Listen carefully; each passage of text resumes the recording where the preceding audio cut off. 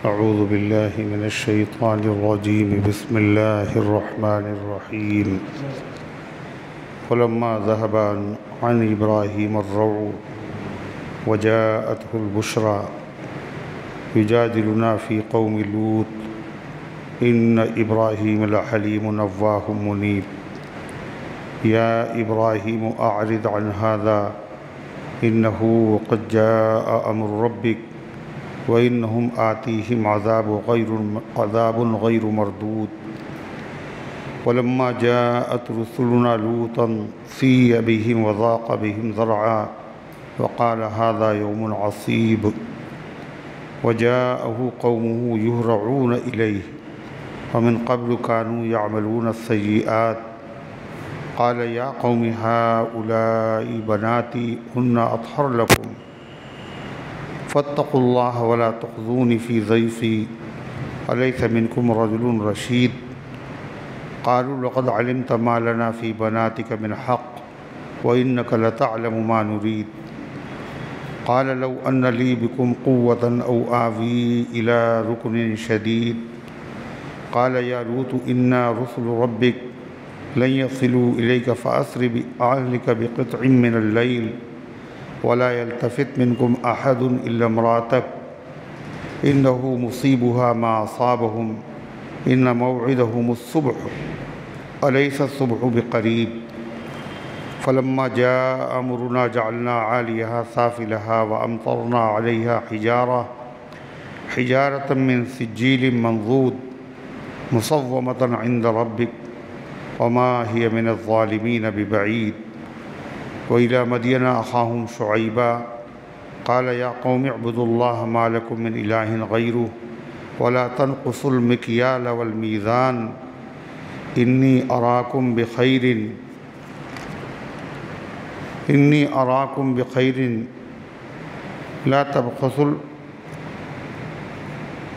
المكيال والميزان ولا تنقصوا المكيال والميزان إني أراكم بخير وإني أخاف عليكم عذاب يوم محيط ويا قوم أوفوا المكيال والميزان بالقسط ولا تبخسوا الناس أشياءهم ولا تعثوا في الأرض مفسدين بقية الله خير لكم إن كنتم مؤمنين وما أنا عليكم بحفيظ قالوا يا شعيب وصلاتك تأمرك أن نترك ما يعبد آباؤنا أو أن نفعل في أموالنا ما نشاء إنك لأنت الحليم الرشيد قال يا قوم أرأيتم إن كنت على بينة من ربي ورزقني منه رزقا حسنا وما أريد أن أخالفكم إلى ما نهاكم عنه إن أريد إلا الإصلاح وما استطعت وما توفيقي إلا بالله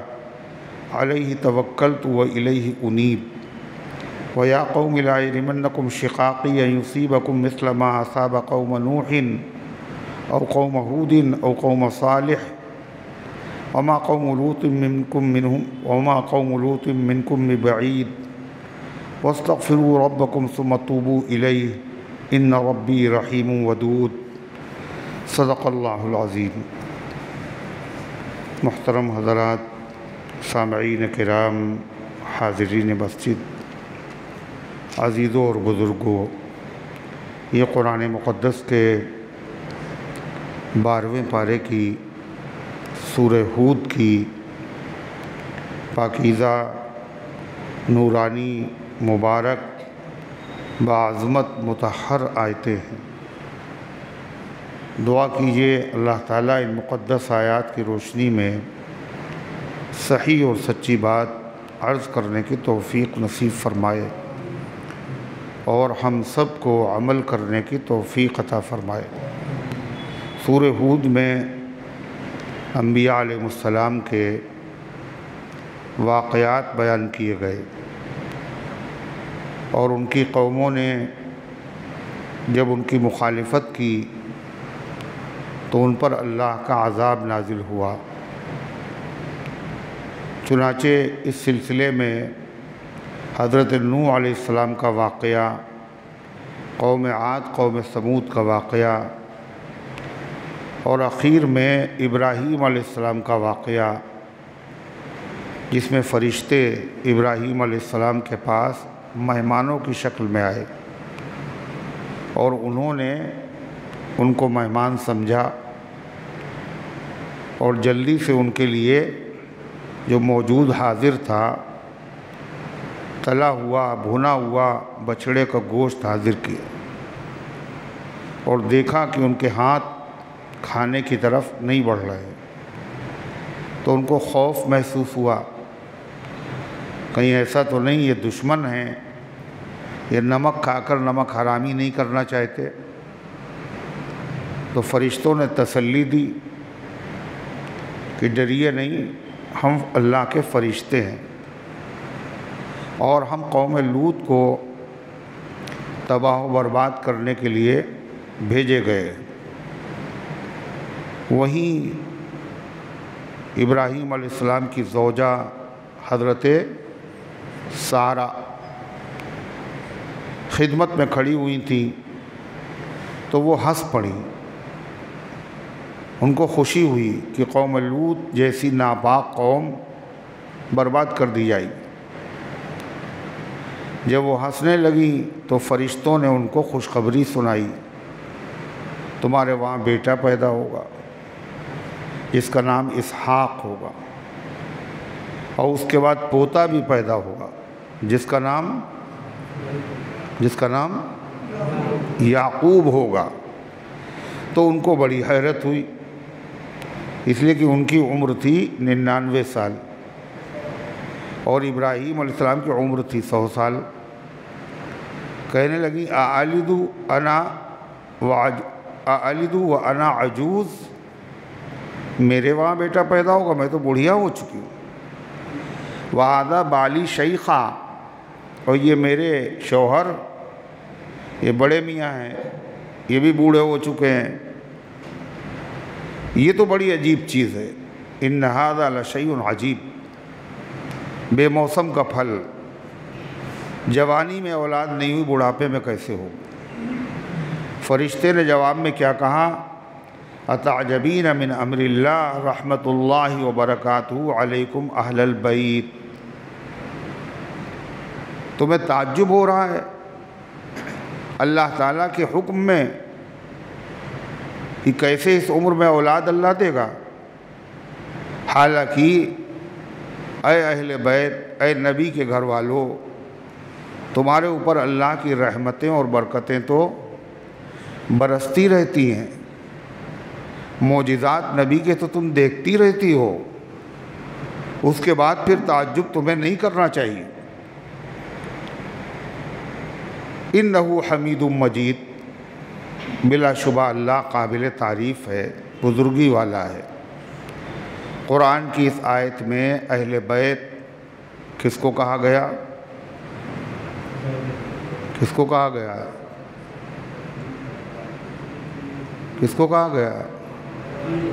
حضرت ابراہیم علیہ السلام کی بیوی کو، حضرت سارہ کو۔ معلوم یہ ہوا کہ اہل بیت کا مصداق سب سے پہلے آدمی کی بیوی ہوتی ہے، لہذا قرآن کریم میں جہاں نبی کریم علیہ السلام کے اہل بیت کا ذکر ہے، وہاں بھی اہل بیت سے مراد نبی کریم علیہ السلام کی بیویاں ہیں، مگر لوگوں نے اس کو بھلا دیا۔ صحابہ کے دشمنوں نے اتنا پروپیگنڈا کیا کہ جب بھی اہل بیت کا لفظ بولا جاتا ہے تو ہر آدمی کا ذہن کدھر جاتا ہے؟ کدھر جاتا ہے؟ 4 شخصیتوں کی طرف، علی، فاطمہ، حسن اور حسین۔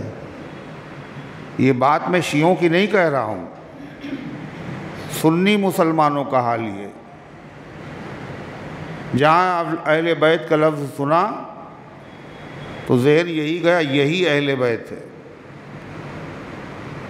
اور انہوں نے ایک حدیث کو بہت مشہور کیا کہ نبی کریم صلی اللہ علیہ وسلم نے ایک چادر کے نیچے حسنین کریمین فاطمہ زہرا حضرت علی کو بلایا اور کہا اللہم اذہب عنہم الرجس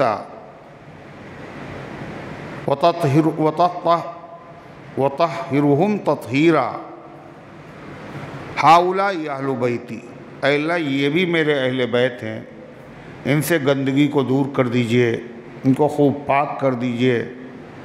تو اس چادر کے نیچے حضور نے ان 4 لوگوں کو بلایا تھا اور کہا تھا یہ میرے اہل بیت ہیں، اے اللہ ان کو پاک کر دیجئے، ان کو گندگی سے دور کر دیجئے۔ لہذا اہل بیت کون ہوا؟ یہی 4 ہوئے۔ سیدھی سی بات، مگر اس میں دھوکہ ہے بہت بڑا۔ حضور پاک صلی اللہ علیہ وسلم نے اس آیت کے نازل ہونے کے بعد جو حضور کی بیویوں کی شان میں نازل ہوئی تھی، وہ آیت کہاں ہے؟ 22ویں پارے میں، سورۃ الاحزاب میں، وہ نبی کی بیویوں کے بارے میں نازل ہوئی۔ کیسے؟ اگر آپ اس کا ترجمہ پڑھیں پورے رکوع کا، تو اس میں تذکرہ صرف نبی کی بیویوں کا ہے۔ شروعات کہاں سے ہو رہی ہے؟ یا ایھا النبی قل لازواجک ان کنتن تردن الحیاۃ الدنیا وزینتها فتعالین امتعکن واسرحکن سراحا جمیلا۔ اے پیغمبر اپنی بیویوں سے کہہ دیجئے، بیوی کسے کہا جاتا؟ داماد کو، نواسوں کو، بیٹی کو۔ اپنی بیویوں سے کہہ دیجئے تمہارے سامنے 2 آپشن ہیں، اگر تمہیں دنیا چاہیے اور دنیا کی رونق و بہار مال و دولت چاہیے تو کوئی مسئلہ نہیں، آؤ ہمارے پاس، ہم تمہیں طلاق دے دیں اور دنیا کا مال و دولت دے کر تمہیں رخصت کر دیں، مال مل جائے گا تمہیں، مگر ہماری بیوی بن کے نہیں رہو گی تم۔ وَإِن كُنتُنَّ تُرِدْنَ اللَّهَ وَرَسُولَهُ وَالدَّارَ الْآخِرَةَ فَإِنَّ لِلْمُحْسِنَاتِ مِنْكُنَّ أَجْرًا عَظِيمًا۔ اور اگر تم دنیا نہیں اللہ کو چاہتی ہو، اللہ کے رسول کو راضی رکھنا چاہتی ہو، اور اگر تم آخرت کی زندگی چاہتی ہو تو سنو، نیکی کرنے والوں کے لیے اللہ نے بڑا اجر عظیم تیار کر رکھا ہے۔ یہ نبی کی بیویوں کو اختیار دیا گیا۔ 2 چیزیں ہیں، دونوں میں سے ایک پسند کر سکتی ہو۔ کون کون؟ دنیا اور دنیا کی بہاریں اگر چاہیے تو نبی کے گھر میں تمہیں رہنا نصیب نہیں ہوگا، تمہیں طلاق دے دی جائے گی، دنیا دے کے تمہیں رخصت کر دیا جائے گا۔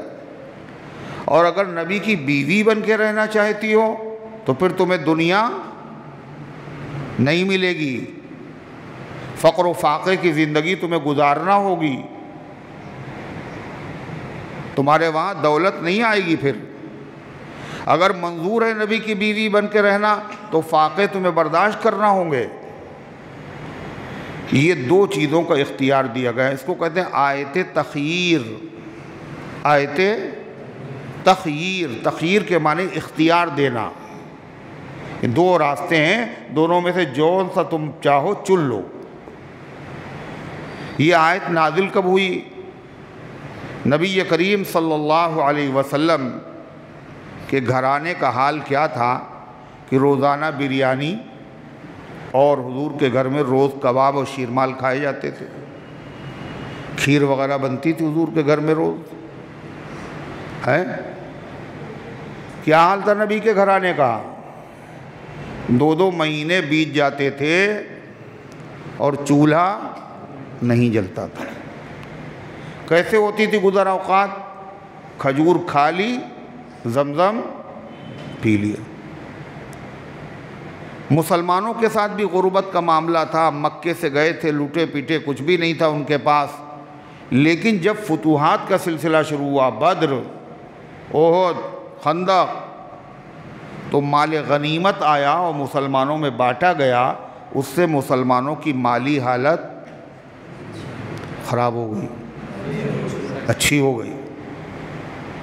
جب مالی حالت اچھی ہو گئی تو نبی کی بیویوں نے سوچا دوسرے مسلمانوں کی حالت اچھی ہو گئی، مگر ہمارے گھر میں، نبی کے گھر میں اب بھی وہی فاقہ ہے، فقر ہے، غریبی ہے، مفلسی ہے۔ لہذا انہوں نے اللہ کے نبی علیہ السلام سے درخواست کی کہ ہم لوگوں کے بھی کھانے خرچے میں اضافہ کیا جائے۔ اللہ کے نبی کو یہ درخواست ان کی اچھی نہیں لگی۔ کیوں؟ نبی کے گھر میں دنیا کا ذکر آیا کیسے؟ یہ نبی کا گھر ہے، یہاں دنیا کا ذکر ہی نہیں آنا چاہیے، دنیا کی مال کی خواہش ہی نہیں ہونا چاہیے۔ آپ کو یہ بات اچھی نہیں لگی۔ جب اچھی نہیں لگی تو قرآن کی یہ آیتیں اللہ نے نازل کی اور کیا کہا؟ اپنی بیویوں کو بتا دیجئے کہ اگر دنیا تمہیں چاہیے تو ملے گی، مگر نبی کا پھر گھر نہیں ملے گا تمہیں، اور نبی کے گھر میں اگر رہنا ہے تو کیسے رہنا پڑے گا؟ کیسے؟ غربت کے ساتھ، جو مل جائے اس پہ شکر ادا کرو، صبر کرو۔ اس آیت کے نازل ہونے کے بعد آپ نے سب سے پہلے اپنی چہیتی اور محبوب ترین بیوی، کون ہیں وہ؟ حضرت عائشہ صدیقہ، ان کو بلایا، شروعات ان سے کی آپ نے، اور وہ چونکہ سب سے کم سن بھی تھی، کم عمر بھی تھی، آپ کو محبت بھی تھی، آپ کو یہ اندیشہ ہوا کہیں ایسا نہ ہو کم عمری کم سنی کی وجہ سے عائشہ یہ کہہ دیں ہمیں دنیا چاہیے۔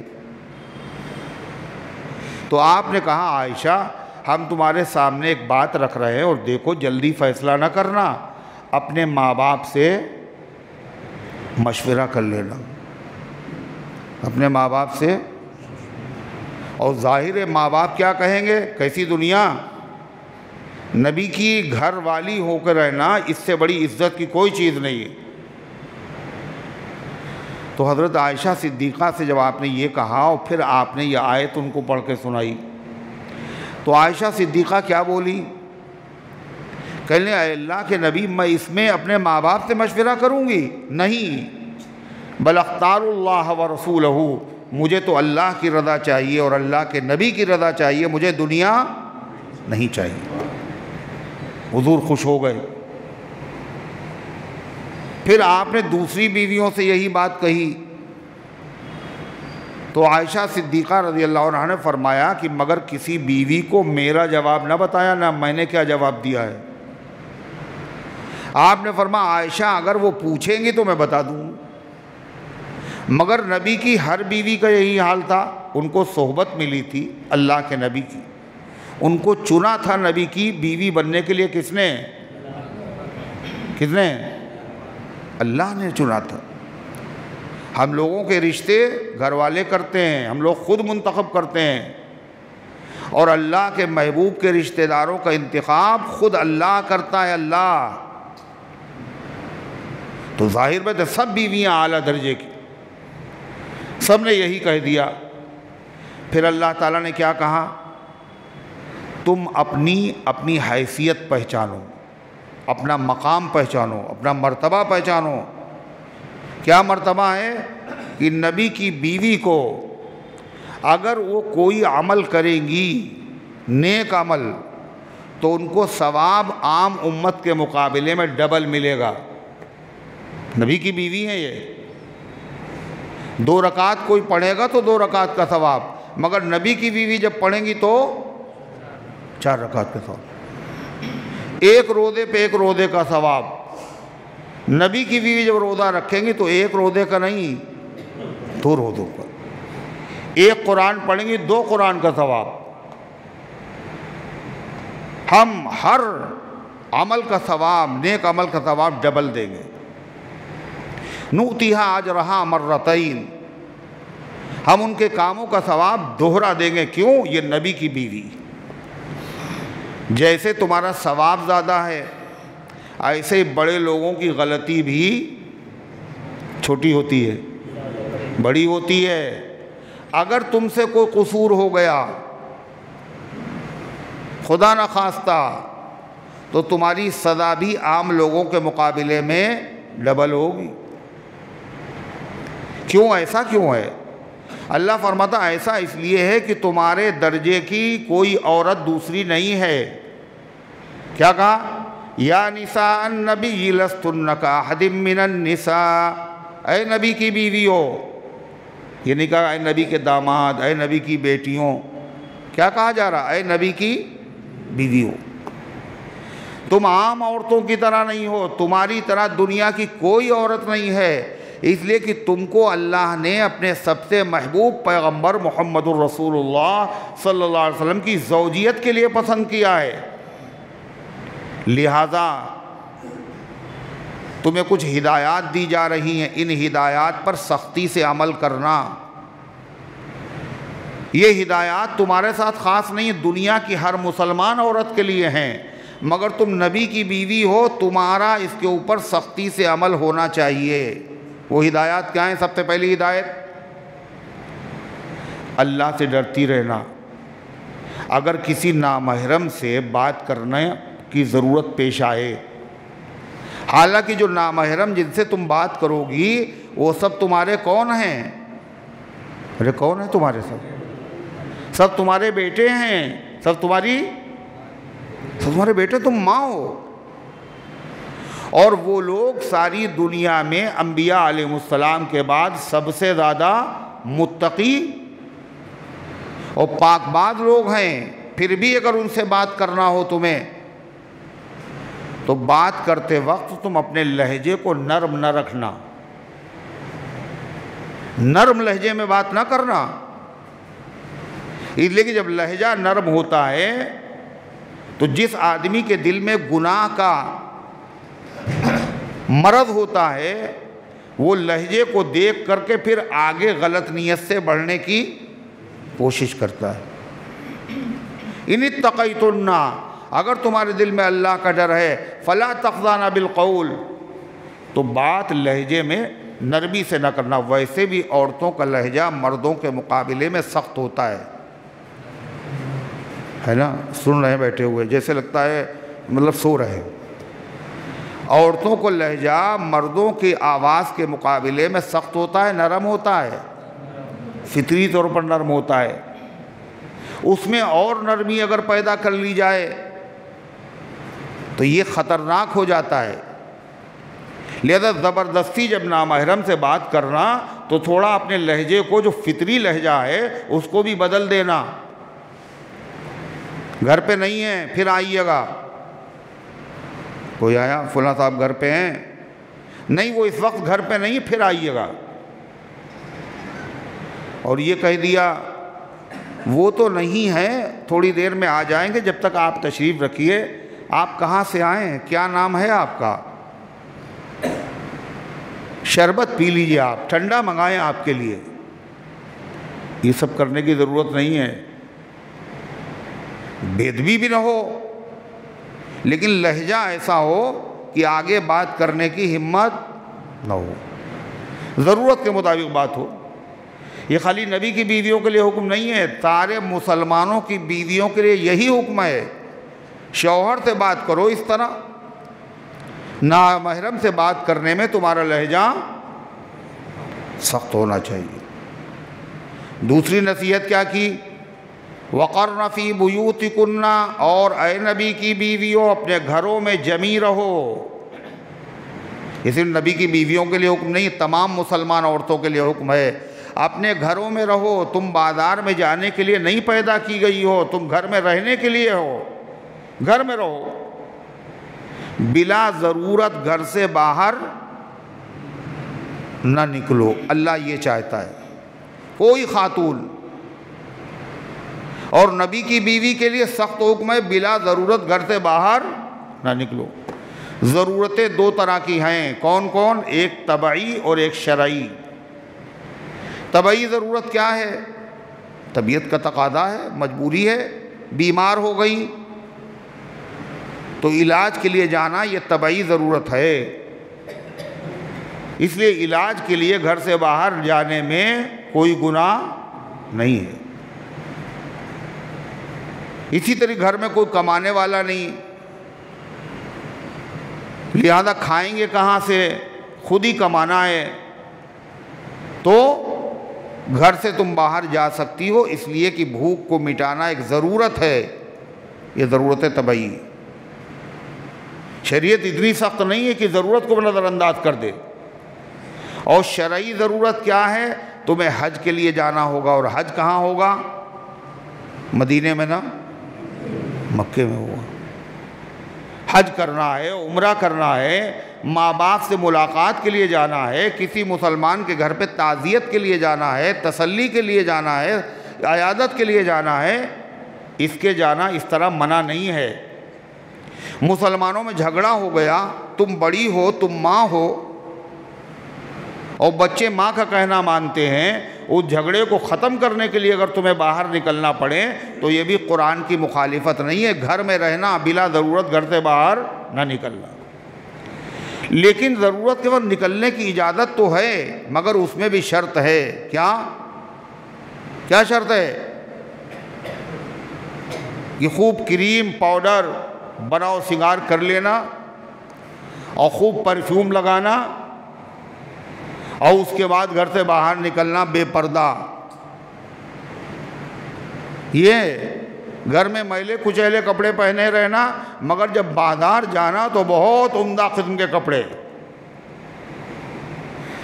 یہ جاہلیت کا طریقہ ہے، اسلام کا نہیں ہے۔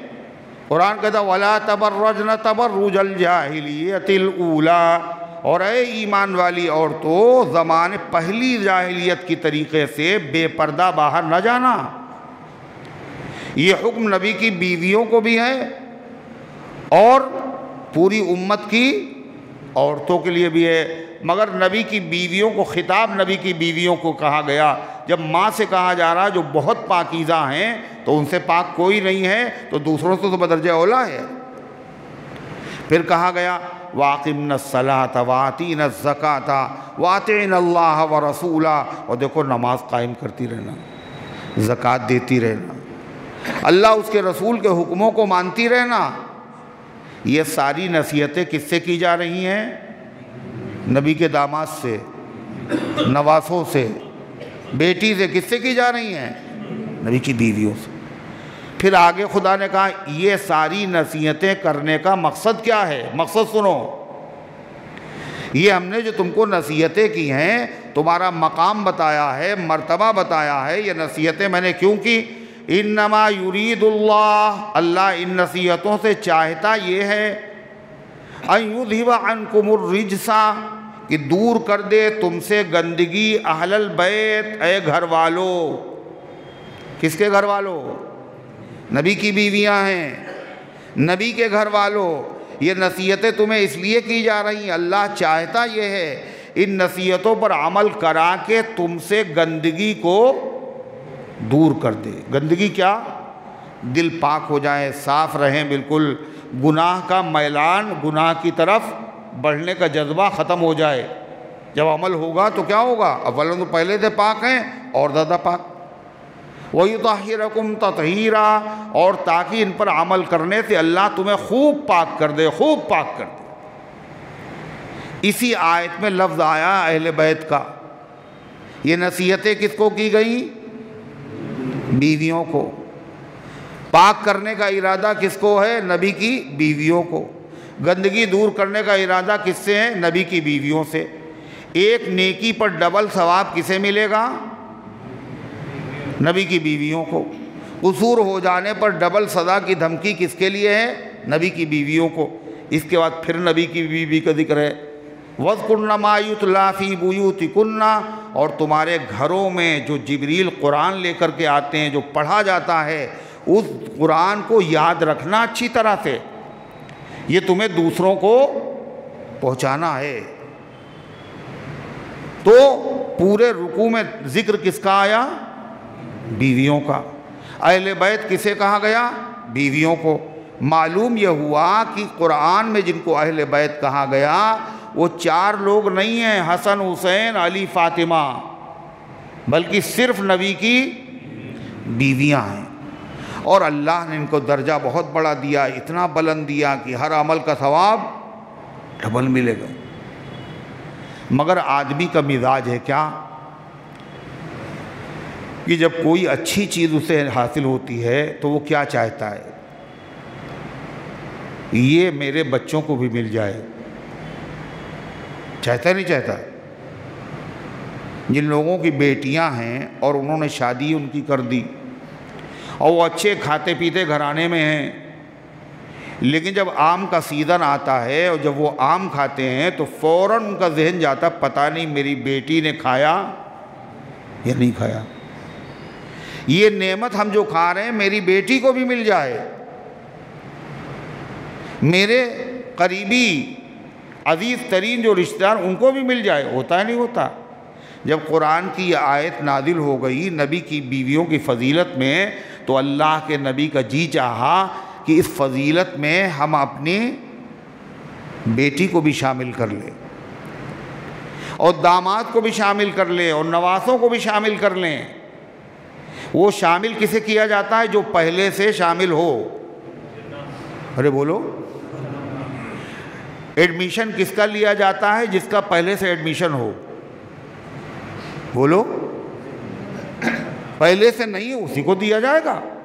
جو اہل بیت پہلے سے ہیں ان کو اہل بیت میں شامل کرنے کی ضرورت نہیں، جو اہل بیت نہیں تھے اللہ کے نبی نے چاہا ان کو بھی اس میں شامل کر لیں۔ اب شامل کرنے کا طریقہ کیا ہے؟ اللہ سے دعا کریں گے۔ آپ نے وہ چادر اڑائی سب کو، اور جب چادر آپ اڑانے لگے تو یہ واقعہ کس کے گھر کا ہے؟ حضرت ام سلمہ رضی اللہ عنہ کے گھر کا۔ تو حضرت ام سلمہ نے دیکھا، عرض کیا اے اللہ کے رسول ہم بھی آ جائیں، اس چادر میں ہم بھی شامل ہو جائیں؟ تو اللہ کے نبی نے ان سے کیا کہا؟ مکانکی وانکی علی خیر، تم اپنی جگہ پہ رہو، تم بھلی حالت میں ہو، تم کو اہل بیت میں شامل کرنے کی ضرورت نہیں، تم تو پہلے سے اہل بیت ہو، تم وہیں رہو۔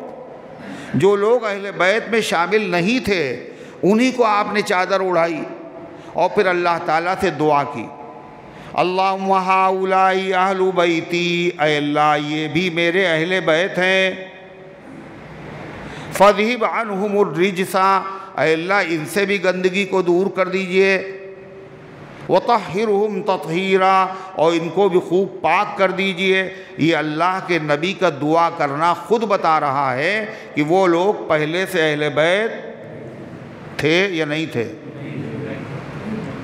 تھے یا نہیں تھے؟ کیوں بھائی؟ تھے نہیں تھے؟ کیا نہیں تھے؟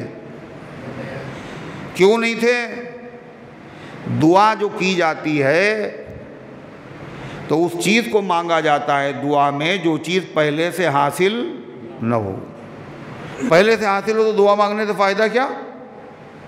یہ دعا خود بتا رہی ہے اہل بیت میں پہلے شامل نہیں تھے، ان کو دعا کر کے اللہ کے نبی علیہ السلام نے اہل بیت میں شامل فرمایا ہے۔ تو مطلب کیا ہوا حدیث و قرآن کی آیت کو ملانے سے کہ یہ بھی اہل بیت ہیں، مگر جاہل کیا بتاتے ہیں؟ یہی اہل بیت ہیں۔ اہل بیت تو نبی کی بیویاں ہیں، مگر دعا کر کے نبی نے ان کو بھی شامل کیا تو کیا کہیں گے؟ یہ بھی اہل بیت ہے۔ اصلی اہل بیت تو نبی کی بیویاں ہیں، ان کو دعا کر کے شامل کیا، لا ریب بلا شبہ یہ بھی اہل بیت ہیں، مگر اتنا پروپیگنڈا انہوں نے کیا جس کی وجہ سے لوگ جو اصلی اہل بیت تھے ان کو تو لوگ بھول گئے نہیں بھول گئے؟ جب اہل بیت کا لفظ آتا ہے ذہن ہی نہیں جاتا نبی کی بیویاں مراد ہیں، جن کو دعا کر کے شامل کیا ذہن ادھر ہی جا رہا ہے۔ یہ اس پروپیگنڈے کا نتیجہ ہے۔ دوسری بات، اس میں اہل بیت کا لفظ آیا، وہاں نبی کی بیویوں سے کہا گیا نا۔ دوسری جگہ اہل بیت کا لفظ قرآن میں کہاں آیا؟ جو میں نے ابھی آیت پڑھی، 12واں پارہ، وہ تھی 22واں پارہ، یہ ہے 12واں پارہ۔ وہ سورہ احزاب تھی، یہ سورۃ ہود ہے۔ یہاں اہل بیت کا لفظ کہاں آیا؟ جب فرشتوں نے خوشخبری سنائی کہ بیٹا پیدا ہوگا اسحاق، اور پھر پیدا ہوگا تمہارا پوتا یعقوب، تو کہا یہ کیسے ہوگا، میری تو عمر زیادہ ہو گئی۔ تو کیا کہا؟ اتعجبین من امر اللہ ورحمۃ اللہ وبرکاتہ علیکم اہل البیت انہ حمید مجید۔ کہ تم تعجب کر رہے ہو اللہ کی قدرت میں؟ تمہیں تو نہیں کرنا چاہیے۔ اے اہل بیت، تمہارے اوپر تو اللہ کی رحمتیں برستی رہتی ہیں، تم تو ایسی چیزیں دیکھتے ہی رہتے ہو، معجزے تم نے دیکھے ہیں، تمہیں تعجب کیوں ہو رہا ہے؟ تو اس قرآن کی آیت میں اہل بیت سے مراد ابراہیم علیہ السلام کے نواسے ہیں یا ابراہیم علیہ السلام کی بڑی بیٹی ہے؟ ابراہیم علیہ السلام کو کوئی بیٹی تھی نہیں، اور جب بیٹی نہیں تھی تو پھر نواسے بھی نہیں ہوں گے، خالی بیٹے ہی بیٹے تھے۔ یہاں اہل بیت جو قرآن نے کہا فرشتوں کا تعجب نہ کرو، تو کس سے کہا؟ نبی کی۔ اللہ نے اہل بیت نبی کی بیوی کو یہاں بھی کہا، 2 جگہ ہوئی۔ قرآن میں ایک تیسری جگہ بھی اہل بیت کا لفظ آیا ہے، وہ قرآن کریم کا 20واں پارہ، سورہ قصص، موسیٰ علیہ السلام کا جہاں ذکر ہے۔ موسیٰ علیہ السلام کی والدہ نے کیا کہا؟ والدہ سے اللہ نے کیا کہا؟ الہام دل میں بات ڈالی۔ فرعونی لوگ جب موسیٰ کو قتل کرنے کے لیے آئیں تمہارے گھر پہ، تمہیں ڈر لگے کہ اب پکڑے جائیں گے، موسیٰ قتل کر دیے جائیں گے، تو کیا کہو؟ فَالْقِيهِ فِي الْيَمِّ، تو صندوق میں رکھ کے کیا کرنا؟ انصار کیا کرنا؟ کہاں؟ دروازے کے باہر۔ فَلْيُلْقِهِ الْيَمِّ، دریا میں ڈال دینا۔ اور گھبرانا نہیں موسیٰ کی ماں، ہم تم سے وعدے کر رہے ہیں 2۔ کون کون؟ اِنَّا رَادُّوهُ إِلَيْكَ وَجَاعِلُوهُ مِنَ الْمُرْسَلِينَ، اللہ تخافی ولا تحزنی، خوف نہ کرنا، غمزدہ نہ ہونا، اس بچے کو ہم تمہارے پاس واپس لائیں گے اور اس کو ہم اپنا پیغمبر بنائیں گے۔ اگر قتل ہو جائے گا تو پیغمبر کیسے بنے گا؟ یہ تھوڑی دیر کی جدائی ہے، یہ بچہ ہم تمہیں واپس دلوائیں گے۔ موسیٰ علیہ السلام کی والدہ نے ڈال دیا صندوق میں رکھ کے، اور موسیٰ کی بہن سے کہا تم دیکھتی جانا یہ صندوق جا کہاں رہا ہے، نظر رکھنا۔ وہ دیکھ رہی فرعون کے محل میں ایک نہر جاتی ہے، اسی میں سے دیکھا جا رہا ہے کوئی چیز بہتی ہوئی آ رہی ہے۔ فرعون کی بیوی حضرت آسیہ نے کہا نکالو، نکالا گیا وہ سب۔ اب موسیٰ کی بہن بھی وہاں پہنچ گئیں، اسی لیے تو ماں نے ان کی ڈیوٹی لگائی تھی۔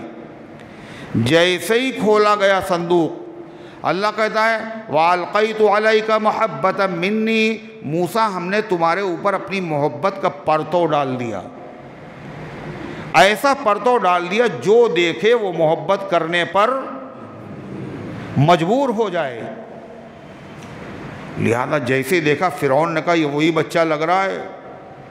حضرت آسیہ نے کہا لا تقتلوا، قتل مت کرنا، قرۃ عین لی ولک، یہ بچہ ہو سکتا ہے ہماری آنکھوں کی، تمہاری آنکھوں کی ٹھنڈک بنے، ہم اس کو اپنا بیٹا بنا لیں گے۔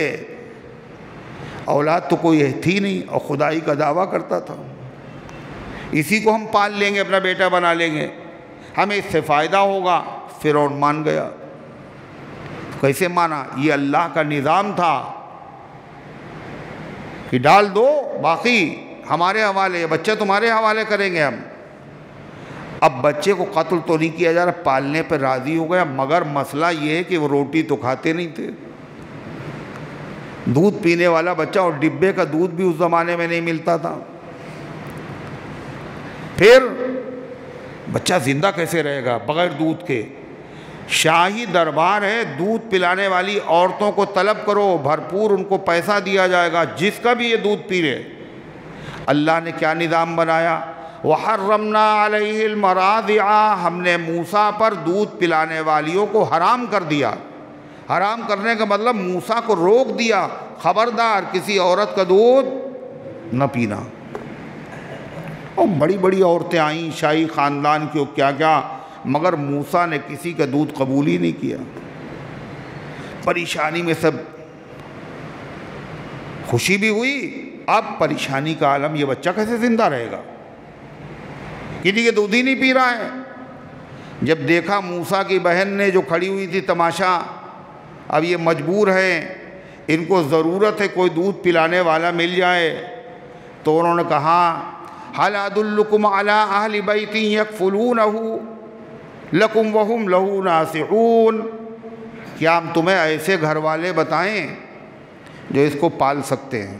بڑے نیک لوگ ہیں، بڑے پاکیزہ لوگ ہیں، وہ بچہ بھی بڑا پاکیزہ لگ رہا ہے، یہ پاکیزہ لوگوں کا دودھ پی سکتا ہے، وہ اس کو پال سکتے ہیں، اور وہ اس کی خیر خواہی بھی کریں گے، اس لیے ان کو بادشاہ کے وفادار ہیں، اور بادشاہی خزانے سے ان کو انعام ملنے کی امید بھی ہوگی۔ تم مرتا کیا نہ کرتا؟ اندھے کو کیا چاہیے؟ کہاں گئے زبیر؟ اندھے کو کیا چاہیے؟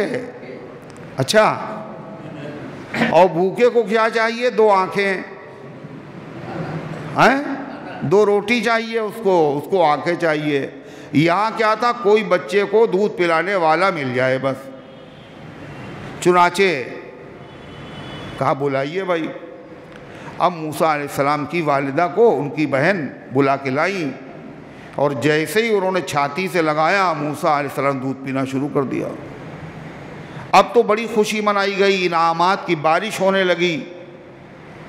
اس کے بعد موسیٰ علیہ السلام کی والدہ سے درخواست کی گئی، بھائی آپ میرے بچے کو آج سے دودھ پلا دیں، اور جو آپ کہیں گی وہ آپ کو تنخواہ دی جائے گی، شاہی محل میں آپ رہیں آرام سے۔ موسیٰ کی والدہ نے دل سخت کر لیا، اللہ کے وعدے پہ تو یقین تھا ہی، اللہ نے کہا تھا تمہیں ہم بچے تک نہیں پہنچائیں گے، بچے کو تمہاری طرف ہم واپس کریں گے۔ کہنے دیکھیے غرض آپ کی ہے دودھ پلوانا، میری غرض نہیں ہے دودھ پینا، میرے اور بچے بھی ہیں، شاہی محل میں رکھ کے ہم دودھ نہیں پلائیں گے، ہم اپنے گھر پہ رکھ کے پلائیں گے، اگر منظور ہو تو ٹھیک ہے، نہ منظور ہو تو مجھے شوق نہیں ہے۔ اب کیا کرے؟ یہ بھی منظور کر لیا، اچھا بھائی اپنے گھر پہ رکھو۔ اپنے گھر پہ رکھ کر کے موسیٰ کو دودھ پلا رہی ہیں۔ ایک اللہ کا وعدہ پورا ہو گیا، کیا؟ اِنَّا رَادُّوهُ إِلَيْكِ، گھبرانا نہیں، اس بچے کو ہم تمہارے حوالے کریں گے، تمہاری طرف واپس لے کر کے آئیں گے۔ آ گیا واپس، اپنا بچہ دودھ پلا رہی، اور تنخواہ کہاں سے مل رہی؟ فرعون کے وہاں محل سے تنخواہ بھی مل رہی، اپنے بچے کو دودھ بھی اپنے بچے کو پلا رہی ہیں، تنخواہ وہاں سے مل رہی۔ حدیث میں آتا جو آدمی کوئی دنیا کا ہنر سیکھتا ہے، ڈاکٹری ہے یا اس کے علاوہ کوئی بھی ہنر سیکھتا ہے، اس کا مقصد یہ ہوتا ہے اس کے ذریعے سے ہم اسلام کی خدمت کریں گے، پیسہ بھی لیں گے، اللہ کے بندوں کی خدمت کریں گے۔ یہ مارے پھرتے ہیں، ڈاکٹر ان کو لوٹ لیتے ہیں، زبردستی ان کی جیب سے پیسے نکلواتے ہیں، زبردستی جانچوں پہ جانچیں لکھتے ہیں، رحم نہیں کھاتے، ترس نہیں کھاتے، کہتے ہیں ٹاکے بعد میں لگیں گے، پہلے پیسے لاؤ۔ اس مفاد پرستی کے دور میں ہم ڈاکٹر اس لیے بنیں گے، امیر و غریب اللہ کے جو بھی بندے ہوں گے ہم ان کی خدمت کریں گے، معقول پیسے لیں گے، فری میں نہیں کریں گے، پیسے لیں گے مگر لوٹیں گے نہیں لوگوں کو۔ تو اس کو جب وہ علاج کرتا ہے تو اس کو پیسہ بھی ملتا ہے اور ثواب بھی ملتا ہے۔ دیکھ رہے پیسہ بھی مل رہا ہے، اوپر سے ثواب بھی مل رہا ہے۔ جیسے موسیٰ کی ماں کو اپنے بچے کو دودھ بھی پلا رہی ہیں اور اوپر سے تنخواہ بھی مل رہی ہے۔ تو قرآن کریم کی اس آیت میں لفظ آیا ہے کون سا آیا؟ کون سا لفظ آیا؟ اہل بیت، 3 جگہ ہو گیا، 22واں پارہ، 12واں پارہ 20واں پارہ. اور تینوں جگہ اہل بیت سے مراد نواسے نہیں ہیں، بیٹیاں نہیں ہیں، داماد نہیں ہیں. کون ہے؟ معلوم یہ ہوا اصل اہل بیت بیویاں ہوتی ہیں. کس کی بیوی؟ موسیٰ کے باپ کی بیوی، عمران کی بیوی. کیا ہم تمہیں ایسا ایسا گھرانہ بتائیں، گھر والے بتائیں جو اس بچے کو پرورش کر دے؟ اس کے علاوہ اہل بیت کا لفظ اگر آپ ڈکشنری میں دیکھیں، اردو زبان میں دیکھیں، عربی میں دیکھیں، فارسی میں دیکھیں، سب کے معنی کیا ہیں؟ ایک ہی معنی ہے. اہل بیت کے معنی گھر والے. عربی ہے، فارسی میں اہل خانہ، خانہ معنی گھر، فارسی میں باورچی خانہ، مہمان خانہ. یہ کیا ہے؟ گھر. اہل خانہ گھر والے، اہل معنی والے. اور گھر والے جب ذکر کیے جاتے ہیں ان میں سب سے پہلے نواسے آتے ہیں نا. گھر میں نواسے ہی رہتے ہیں، گھر میں نواسے رہتے ہیں، داماد رہتا ہے، گھر میں بیٹی رہتی ہے، گھر میں بیوی کو چھوڑ کے باقی سب لوگ رہتے ہیں گھر میں، ہے نا. اہل بیت جب بولا جائے گھر والے تو ان میں سب لوگ شامل ہو جائیں گے بیوی کو چھوڑ کے. سب سے پہلے بیوی شامل ہوتی ہے. اور بیٹی جب بالغ ہو جاتی ہے، اس کا جب نکاح کر دیا جاتا ہے تو وہ اب اس کا گھر کوئی اور ہوتا ہے. کون سا گھر ہوتا ہے؟ شوہر کا گھر. کون سا ہوتا ہے؟ ارے لڑکی کا گھر کون سا ہوتا ہے؟ آنکھیں بند کر لو تو زیادہ اچھا سمجھ میں آئے گا. شادی کے بعد لڑکی کہاں رہتی ہے؟ سسرال میں رہتی. کبھی کبھی آ جاتی ہے باپ کے گھر پہ، وہ بھی 2-4 روز کے لیے، مہینے 6 مہینے کے لیے. اللہ ماشاء اللہ کوئی آدمی اپنے دامادی کو گھر پہ رکھ لے، مگر ایسا بہت کم ہوتا ہے. سمجھ رہے ہیں؟ اہل مکہ کسے کہتے ہیں؟ جو لوگ مدینے میں رہتے ہیں. اہل مدینہ کسے کہتے ہیں؟ جو لوگ کلکتے میں رہتے ہیں. اہل مدینہ مدینے میں رہنے والے، اہل مکہ مکے میں رہنے والے، اہل بیت گھر میں رہنے والے، جو ہمیشہ گھر میں رہتے ہیں. اور ہمیشہ گھر میں کون رہتا ہے؟ بیوی کے علاوہ سب رہتے ہیں. ارے بولو، سب سے پہلے تو بیوی رہتی. لہذا جو اصل اہل بیت ہے ان کو چھوڑ دینا، اور جن کو دعا کر کے شامل کیا انہی کو اہل بیت کہنا، یہ مکاری ہے، یہ فریب ہے دشمنان صحابہ کا. اور اس فریب میں وہ کامیاب ہو گئے. باقاعدہ جتنے مسلمان ہیں جب اہل بیت کا لفظ بولا جاتا ذہن ادھر ہی چلا جاتا. سمجھ میں بات آئی؟ حضور پاک صلی اللہ علیہ وسلم نے فرمایا کہ 2 چیزیں میں تمہارے درمیان چھوڑ کے جا رہا ہوں. کون کون؟ گمراہ نہیں ہو گئے. ایک اللہ کی کتاب، دوسرے میری سنت. اس میں بھی گھوٹالا کیا لوگوں نے. اور کل نے حدیث میں کہ میں اللہ کی کتاب اور میرے اہل نہیں سمجھے، اللہ کی کتاب اور میرے اہل بیت. سمجھنے کی بات ہے اہل بیت کے اوپر سنت پر عمل کرنا خالی مسلمانوں کے لیے ضروری ہے یا نبی کے گھر والوں کو بھی ضروری ہے؟ نہیں سمجھ میں آ رہی بات. قرآن و حدیث پر عمل کرنا صرف عام مسلمانوں کے لیے ضروری ہے یا نبی کے گھر والوں کے لیے بھی ضروری ہے؟ نبی کے گھر والوں کے لیے بھی تو ضروری ہے. تو ایسی چیز ہونا چاہیے جو ہدایت کے لیے قیامت تک رہے. وہ 2 ہی چیزیں ہیں. کون ہے؟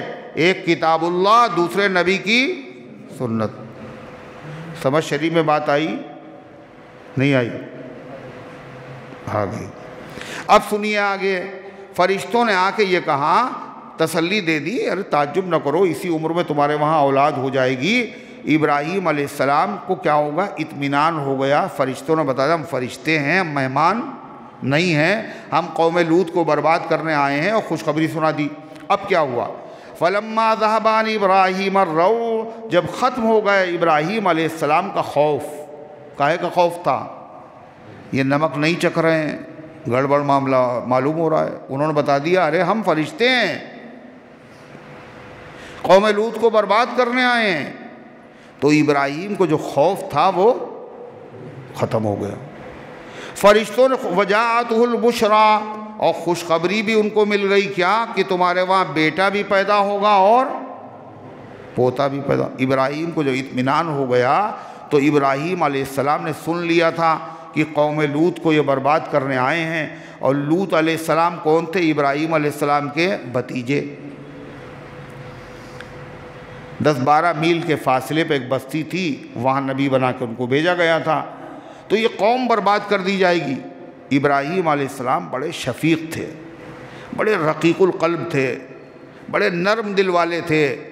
انہوں نے چاہا کہ عذاب نہ ہو قوم لوط کو، شاید کہ یہ ایمان لے آئیں۔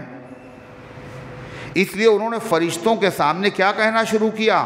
ارے آپ اس قوم کو کیسے برباد کر دیں گے؟ آپ اس قوم پہ عذاب نہ نازل کیجئے، اس لیے کہ اس پتہ بھی ہے اس قوم کے درمیان لوط بھی رہتے ہیں۔ کون رہتا ہے؟ ارے لوط بھی ہے، ان پر ایمان والے بھی ہیں۔ ایک پیغمبر کے ہوتے ہوئے اس کی قوم کو کیسے برباد کر دیں گے؟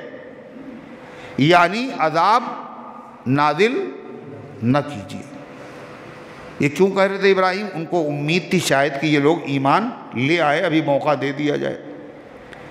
تو ابراہیم نے فرشتوں سے بحث شروع کر دی۔ کیا بحث کا مطلب سفارش کر رہے تھے، مگر اتنا سفارش پہ زور دے رہے تھے جیسے لگ رہا ہے کہ بحث کر رہے ہوں۔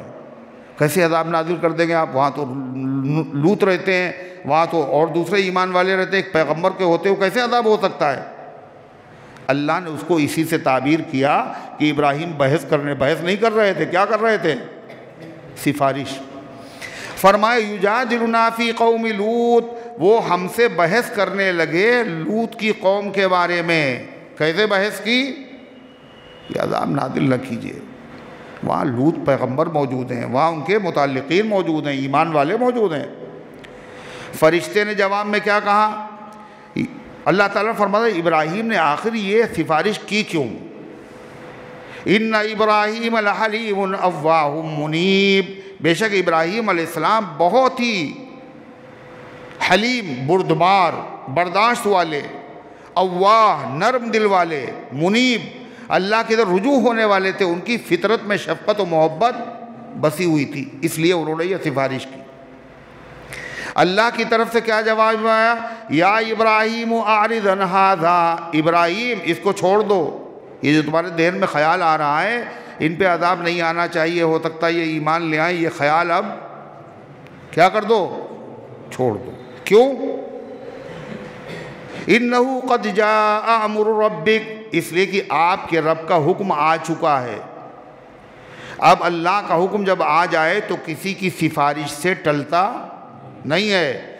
وَإِنَّهُمْ آتِيهِمْ عَذَابُ غَيْرُ مَرْدُودٍ، اور ان پر عذاب آ کر رہے گا جو واپس ہونے والا، ٹلنے والا نہیں ہے۔ لوط علیہ السلام کی قوم بت پرستی کے علاوہ اس کے اندر جو بہت خراب گناہ کی عادت تھی، جو جانوروں میں بھی نہیں ہوتی، مرد سے منہ کالا کرتا تھا، اپنی خواہش پوری کرتا، ہم جنس پرستی آج جو یورپ میں ہو رہی ہے، اور ہندوستان میں بھی کچھ لوگ اس کا مطالبہ کر رہے ہیں کہ اس کی اجازت دی جائے، قانون بنایا جائے۔ یہ مرض تھا۔ اللہ تعالیٰ کا جب عذاب آیا تو اسی شکل میں آیا جس کے وہ عادی تھے۔ کیسے؟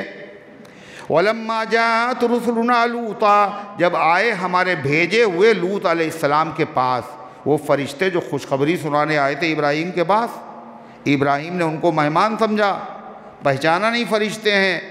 وہی فرشتے آئے تھے کاہے کے لیے؟ قوم لوط کو برباد کرنے کے لیے۔ یہاں بھی جب آئے تو خوبصورت حسین لڑکوں کی شکل میں آئے، لوط علیہ السلام نے بھی نہیں پہچانا یہ فرشتے ہیں، وہ سمجھے کہ یہ مہمان ہیں۔ جب مہمان آئے ان کے پاس تو کیا ہوا؟ اللہ فرماتا وَلَمَّا جَاءَتْ رُسُلُنَا لُوطًا، جب آئے ہمارے بھیجے ہوئے فرشتے لوط کے پاس، سِیَّ بِهِمْ، تو ان کو بہت برا لگا۔ حالانکہ مہمان کو دیکھ کر کیا ہونا چاہیے؟ کیا ہونا چاہیے؟ سن نہیں رہے ہمیں لگتا ہے۔ مہمان کو دیکھ کے کیا ہونا چاہیے؟ منہ بنانا چاہیے، ہے خوش ہونا چاہیے۔ یہ پیغمبر ہیں، ان کو برا لگا۔ وَذَاقَ بِهِمْ ذَرْعًا، اور ان کا سینہ تنگ ہو گیا، دل ان کا تنگ ہو گیا مہمانوں کے آنے سے۔ کیوں؟ وَقَالَ هَذَا يَوْمٌ عَصِيبٌ، اور کہا یہ بڑا سخت دن ہے۔ کیوں؟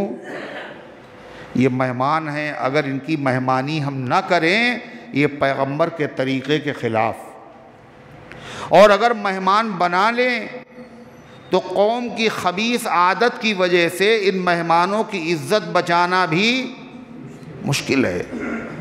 مہمان نہ بنائیں تو مشکل، مہمان بنا لیں تو ان کی عزت بچانا مشکل۔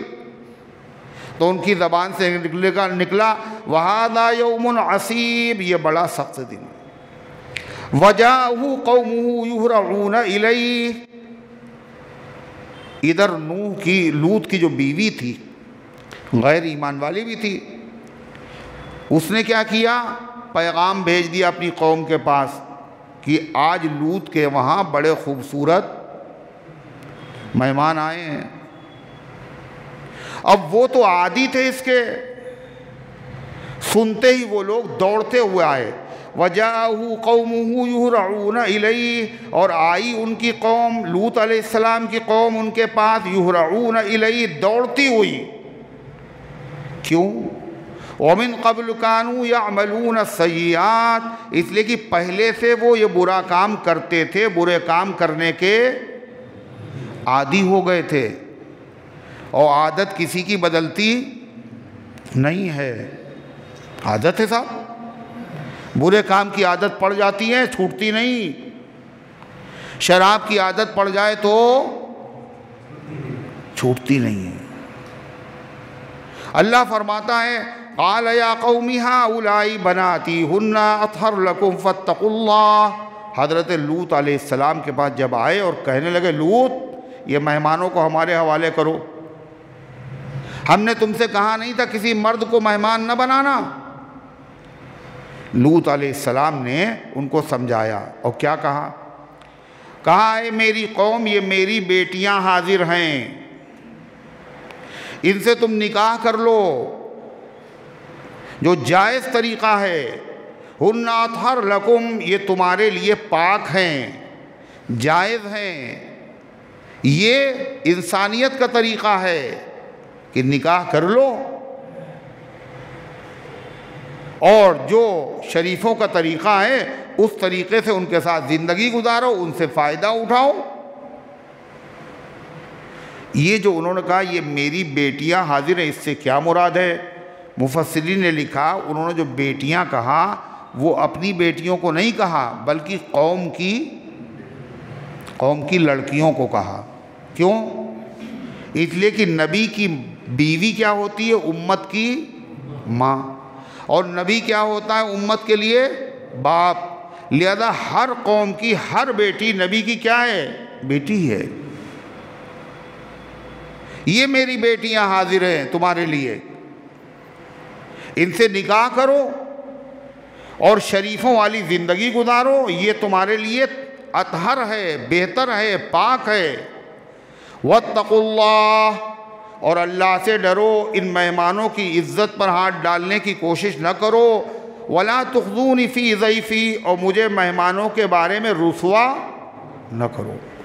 اس لیے مہمان کی بے عزتی میزبان کی بے عزتی ہے، مہمان کی عزت میزبان کی عزت ہے۔ میری عزت کا تو خیال کرو۔ الیس منکم رجل رشید، کیا تم میں کوئی سمجھدار آدمی نہیں ہے جو خود بھی اس بات کو سمجھے اور اپنی قوم کے لوگوں کو سمجھائے؟ مگر ان میں کوئی سمجھدار تھا ہی نہیں۔ انہوں نے بے حیا لوگوں نے کیا جواب میں کہا؟ قالوا لقد علمت ما لنا فی بناتک من حق، انہوں نے کہا آپ کو تو پتہ ہے ہمیں آپ کی بیٹیوں سے کوئی دلچسپی ہے، بیٹیوں سے ہمیں کوئی دلچسپی نہیں ہے۔ وَإِنَّكَ لَتَعْلَمُ مَا نُرِيدُ، اور آپ کو خوب پتہ ہے جو ہم چاہتے ہیں، جو ہمارا مقصد ہے۔ اتنے بے حیا ہو گئے تھے کہ یہ کام پوشیدہ طور پر نہیں بلکہ علل اعلان کرنے پر آمادہ ہیں۔ اور پھر روایت میں آتا ہے، مفسرین نے لکھا یہ سمجھا رہے تھے لوط علیہ السلام، دروازہ بند کر دیا، دیوار کے پیچھے سے سمجھا رہے تھے، مگر وہ ظالم اپنی عادت سے مجبور نشے میں ایسے مست تھے کہ دروازہ توڑنے لگے اور دیوار پھاند کر اندر داخل ہونے لگے۔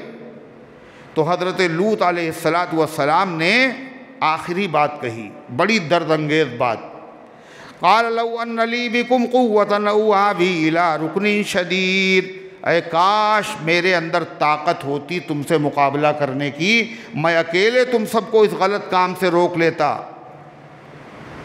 میرے پاس اتنی طاقت نہیں۔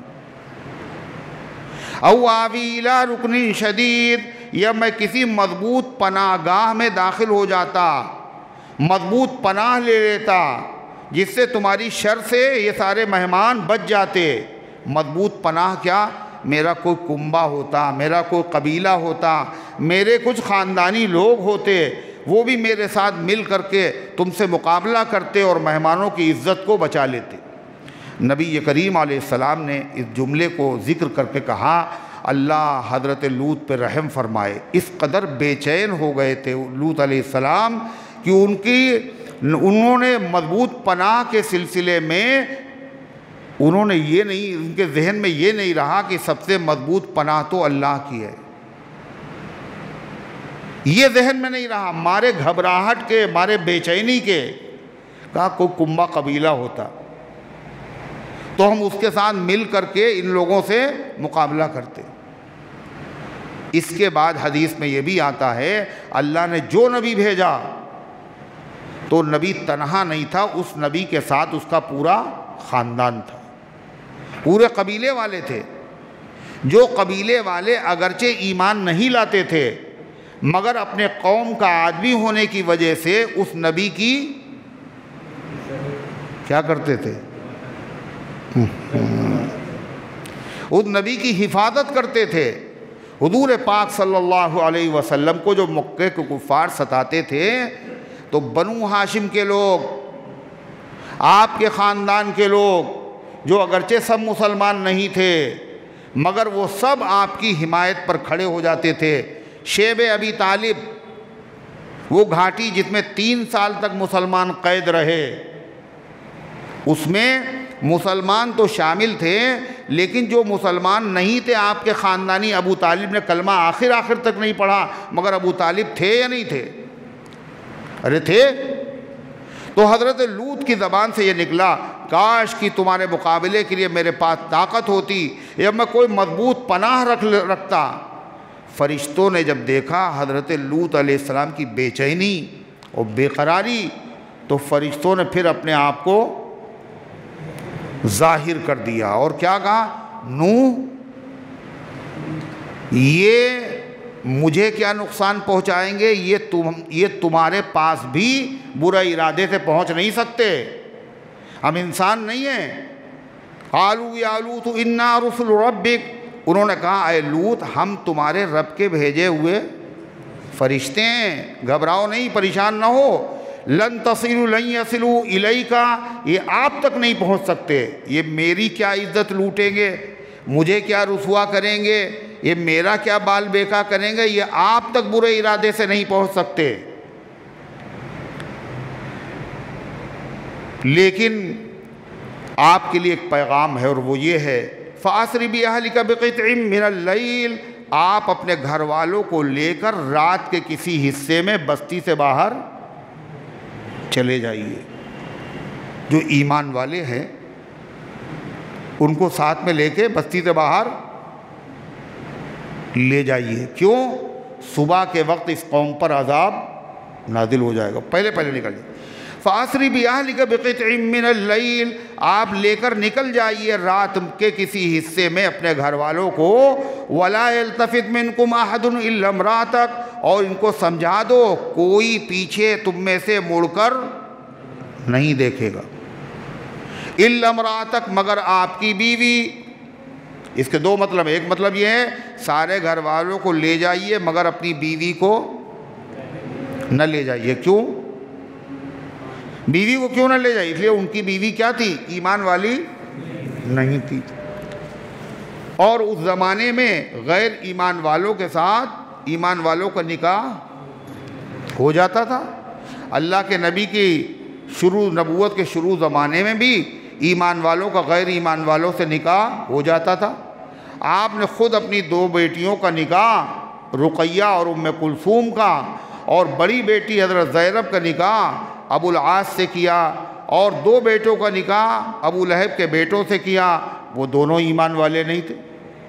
صلح حدیبیہ کے سال یہ حکم نازل ہوا اب مسلمان کا نکاح کسی غیر مسلم سے نہیں ہوگا. ایک تو ایمان والی نہیں تھی ان کی بیوی، دوسری خرابی کیا تھی؟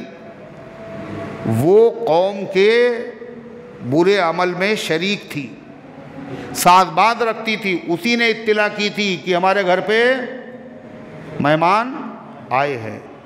تو ایک مطلب تو یہ ہے تمام گھر والوں کو لے کے نکل جائیے مگر بیوی کو نہ لے جائیے. دوسرا مطلب بیوی بھی جائے گی آپ کے ساتھ، مگر یہ جو کہا جا رہا ہے کہ پیچھے مڑ کے نہ دیکھنا، یہ سب مانیں گے مگر آپ کی بیوی نہیں مانے گی. اور جب نہیں مانے گی تو عذاب کی لپیٹ میں قوم کے ساتھ بیوی بھی. سنیے، وَلَا يَلْتَفِتْ مِنْكُمْ أَحَدٌ إِلَّا امْرَأَتَكَ، اور نہ مڑ کر دیکھے تم میں سے کوئی مگر آپ کی بیوی. إِنَّهُ مُصِيبُهَا مَا أَصَابَهُمْ، اس کو پہنچ کر رہے گا وہ عذاب جو ان کی قوم کو پہنچے گا. تو إِنَّ مَوْعِدُهُمُ الصُّبْحُ، اور ان کے وعدے کا وقت صبح ہے، اس لیے رات میں گھر والوں کو لے کے نکل جائیے. لوط علیہ السلام اتنا عاجز ہو چکے تھے، کہنے لگے صبح، ارے بہت دیر ہو جائے گی، یہ اتنے ظالم ہیں، ان کو صبح سے پہلے ہی کیا کر دیا جائے؟ ہلاک کر دیا جائے. صبح بھی ان ظالموں کو نصیب نہ ہو. تو فرشتوں نے تسلی دی، کیا کہا؟ إِنَّ مَوْعِدُهُمُ الصُّبْحُ، ان کے وعدے کا وقت صبح ہے. أَلَيْسَ الصُّبْحُ بِقَرِيبٍ، کیا صبح کا وقت قریب نہیں ہے؟ رات کا حصہ گزرا، صبح آئی. چنانچہ لوط علیہ السلام اپنے گھر والوں کو لے کر ان پر ایمان لانے والی ان کی بیٹیاں تھیں خالی. اللہ نے کوئی بیٹا نہیں دیا ان کو، پیغمبر تھے، کیا دیا تھا؟ بیٹیاں. وہی ایمان لائیں، قوم میں کوئی ایمان نہیں لایا. لے کے نکلے، اور بیوی بھی ساتھ میں چلی. جب کہا پیچھے مڑ کے نہ دیکھنا، جیسے ہی اس نے پیچھے مڑ کے دیکھا فوراً ایک پتھر اس کے آنکھیں لگا، اور وہی وہ قوم کے ساتھ ہلاک ہو گئی. اللہ فرماتا فَلَمَّا جَاءَ أَمْرُنَا جَعَلْنَا عَالِيَهَا سَافِلَهَا، جب ہمارا حکم آ گیا عذاب کا تو ہم نے اس قوم کو عذاب کیسے دیا؟ ہم نے کر دیا اس کا اوپر کا حصہ اس کے نیچے کا حصہ، اوپر کا حصہ نیچے اور نیچے کا حصہ اوپر کر دیا. یہ 4 بستیاں تھیں بڑی بڑی. جبریل علیہ السلام تشریف لائے اور ان 4 بستیوں کو اپنی ہتھیلی پہ اٹھا لیا، اور اس طرح اٹھایا کہ اگر پانی تھا گلاس میں تو پانی بھی گرا نہیں. اور طاقت دیکھو جبریل کی، آسمانوں کے قریب کیا. آسمانوں کے فرشتوں نے اس بستی کے لوگوں کی بات چیت سنی، آوازیں سنی، اور کتوں کی آواز، بلیوں کی آواز سنی، اور اس کے بعد جبریل علیہ السلام نے اس کو الٹا کر دیا، پٹخ دیا اس کو زمین. پٹخنے کے بعد پھر پتھروں کی بارش بھی ہوئی. سنیے اللہ کیا کہتا ہے، فَلَمَّا جَاءَ أَمْرُنَا جَعَلْنَا عَالِيَهَا سَافِلَهَا، جب ہمارا حکم آ پہنچا تو ہم نے کر ڈالا اس بستی کے اوپر کے حصے کو نیچے اور نیچے کے حصے کو اوپر. وَأَمْطَرْنَا عَلَيْهَا حِجَارَةً مِّن سِجِّيلٍ مَّنضُودٍ، اور ہم نے برسائے ان پر پتھر. پتھر اولے کو بھی لوگ کہہ دیتے ہیں، اولے جب گرتے کہتے ہیں پتھر گرے. اللہ کہتا ہے یہ اولے والے پتھر نہیں تھے، من سجیل، یہ کنکر کے پتھر تھے. جیسے جھاوا نہیں ہوتا ہے جس سے پیر رگڑے جاتے ہیں، ہاتھ رگڑے جاتے ہیں، آوے میں پکا لیا جاتا ہے، وہ پک جاتا ہے، اس کو توڑیے تو کنکر ہوتے ہیں، اس کے کنکر تھے. فرمایا حجارۃ من سجیل، برسائے ہم نے اس پر پتھر کنکر کے، جھاوے کے، منضود، جو تہ بتے تھے ایک کے اوپر ایک. منضود کے ایک معنی ہے مسلسل لگاتار ایک پتھر نہیں پڑا، مسلسل پتھر گر رہے. اور پتھر کیسے تھے؟ مصومۃ عند ربک، نشان لگے ہوئے تھے آپ کے پروردگار کی طرف سے. نشان لگنے کا مطلب یعنی وہ پتھر ایسے تھے جن کے نشان یہ بتا رہے تھے یہ دنیا کے پتھر نہیں ہیں، یہ عذاب کے پتھر ہیں. نشان کا ایک مطلب یہ بھی لکھا مفسرین نے، جو مجرم تھا اور جس پتھر سے اس کو مرنا تھا اس کا نام اس پتھر پر لکھا ہوا تھا. ایک ایک مجرم کا نام لکھا ہوا تھا، وہ پتھر ہی اس کے لگتا تھا. جتنے اس بستی میں موجود تھے ان کے پتھر لگے، وہ مر گئے. جو باہر نکلے ہوئے تھے کام سے، کسی گاؤں اور شہر میں گئے ہوئے تھے، وہیں پر ان کے آگے پتھر لگا اور ان میں سے کوئی بھی زندہ باقی نہ رہا. اور اتنی زور سے جبریل نے اسے پٹخا کہ گڑھا ہو گیا، جھیل بن گئی.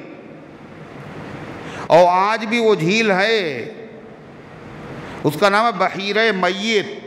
اس کا پانی کالا کالا ہے، اتنا زہریلا ہے وہ پانی، اس میں کوئی جاندار چیز زندہ آج بھی نہیں رہتی. اور اتنا گہرائی میں ہے کہ سمندر سے بھی نیچا حصہ ہے اس کا. لوگ اس کو دیکھنے آتے ہیں، عبرت کے لیے نہیں، پکنک کے لیے وہاں آتے. اللہ کے نبی صلی اللہ علیہ وسلم صحابہ کے ساتھ گزرے، جب قوم عاد کی بستیوں سے گزرے تو آپ نے فرمایا اپنے چہرے چھپا لو اور یہاں سے تیزی کے ساتھ گزر جاؤ، یہ عذاب کی جگہ ہے، یہاں پر اب بھی عذاب کے اثرات ہیں. لہذا جہاں جہاں عذاب کی جگہ ہیں، جہاں صحابہ کو گالیاں دینے والے، اہل بیت کی توہین کرنے والے جہاں دفن ہیں، وہ جگہ کیسی ہے؟ رحمت کی ہے عذاب کی؟ وہاں بھی مت جایا کرو. اگر بہت ضروری ہو وہاں سے گزرنا تو کیسے گزرو؟ بڑی تیزی کے ساتھ اور استغفار کرتے ہوئے گزرو. استغفار کی چھتری لگاؤ، ورنہ وہ اثرات اب تک رہیں گے. جہاں گالیاں بکی جاتی ہوں اس کے اثرات ہوں گے نہیں ہوں گے؟ جہاں اللہ کا ذکر کیا جاتا ہے وہاں اس کے اثرات ہوتے ہیں. حضرت مولانا علی میاں صاحب رحمۃ اللہ علیہ نے فرمایا، مولانا عبدالشکور فاروقی رحمۃ اللہ علیہ سے جہاں رہتے تھے مولانا علی میاں، تقیہ رائے بریلی میں جو مقام ہے، دریا بھی وہاں پہ ہے، مسجد بھی ہے. کہنے حضرت یہاں جو ہے عبادت میں دل بہت لگتا ہے. کس نے کہا؟ کس نے کہا؟ یاسین صاحب کس نے کہا؟ یہ دیکھیے ہے، اسی لیے پوچھا آپ سے. کس نے کہا؟ مولانا علی میاں صاحب نے کہا، وہ وہاں رہتے تھے. مولانا عبدالشکور صاحب تشریف لے گئے، حضرت یہاں عبادت میں، نماز میں، تلاوت میں دل بہت لگتا ہے. تو مولانا عبدالشکور صاحب نے فرمایا کیوں نہیں لگے گا دل؟ تبارک اسم ربک ذی الجلال والاکرام، آپ کے پروردگار کا نام بہت برکت والا ہے. اور یہ وہ جگہ ہے جہاں ایک زمانے سے، ایک مدت سے اللہ والوں نے یہاں ذکر کیا ہے، اس کے اثرات ہیں، اس کی وجہ سے دل لگتا ہے. جہاں ذکر ہوتا ہے اس کے اثرات اور برکتیں ہوتی ہیں. اور جہاں گالیاں بکی جاتی ہیں وہاں اس کی نحوستیں ہوتی ہیں۔ بہت سارے لوگ شادی کرتے ہیں تو ایسی جگہ میرج ہال کون سا جہاں گالیاں بکی جاتی ہیں، کہیں یہ سستا مل جائے گا۔ دوسرا میرج ہال مہنگا ہے، یہ سستا ہے، مگر یہ نہیں پتہ یہاں گالیوں کے اثرات ہیں، تبرے کے اثرات ہیں، کھانے میں بے برکتی ہو جائے گی۔ نکاح کر رہے ہو، نکاح کے لیے سب سے مبارک جگہ ہونا چاہیے۔ نکاح عبادت ہے، عبادت کے لیے سب سے مبارک جگہ کون سی ہے؟ کون سی ہے؟ مسجد ہے۔ اعلنوا ھذا النکاح واجعلوها فی المساجد، حضور صلی اللہ علیہ وسلم نے فرمایا یہ نکاح چپکے سے نہ کیا کرو، پتہ چلا اماں راضی نہیں، ابا راضی نہیں، دو چار دوستوں کو لے آئے، کل یہ گواہ بن جائیں گے اور امام صاحب نکاح پڑھا دیجئے آپ۔ امام صاحب بھی نے کہا کچھ فیس مل جائے گی، چلو پڑھا ہی دیتے ہیں۔ اللہ کے مطلب چپکے سے مت پڑھاؤ، تشہیر کرو، لوگوں کو بتاؤ ہم نے نکاح کیا ہے، کوئی تہمت نہ لگانے پائے۔ وَجْعَلُوهَا فِي الْمَسَاجِدِ، اور نکاح کہاں کیا کرو؟